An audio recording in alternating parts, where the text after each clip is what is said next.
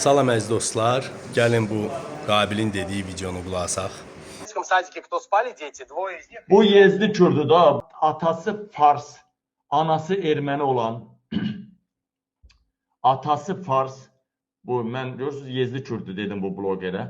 Atası Fars, anası Erməni olan bu bloger vara göstərdim ay.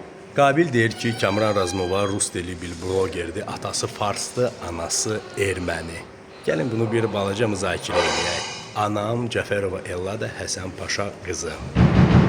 Atasının adı Həsən Paşa, anasının adı Yasəmən.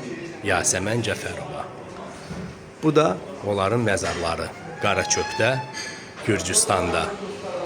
Görürsünüz, üstündə Türk simvolları. Cəfərov Həsən Paşa Əsədullah oğlu və Cəfərova Yasəmən Şah Həsən qızı. İkisi də Azərbaycanlıdırlar.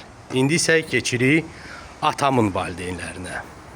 Razmover Abdullah Calaloğlu və Zülfüqarova Minə ağa kişi qızı. Gəlin keçək Minə xanıma. Minə xanım mənim nənəm Bülbülədəndir. Baba isə mən babam Abdullah İrandandır. Kermanşah şəhərindən. Kermanşah. Amma o Kürd də olsa müsəlmandır və onun qardaşı, babası hamısı hər nəsilcə bir məscid tikirlər. Ən böyüyünü onun qardaşı Həcağa tikib. O biri qardaşın adı Muraddır. Murad Razmover. Onların əsl soyadları Küçək idi, amma İranı tərk eləyəndə bu Razmover götürüblər bu soyadı. Kürd dilindən tərcüməsi o deməkdir ki, qaliblər sözü. Və buradan sualım Qabilədir. Sən burada harda Erməni, harda Fars, bilməm, harda Yezdi qanı tapmısan, mənim üçün çox maraqlıdır. Ha? Gördün məzarları. Məzarların üstündə Türk simvollarıdır.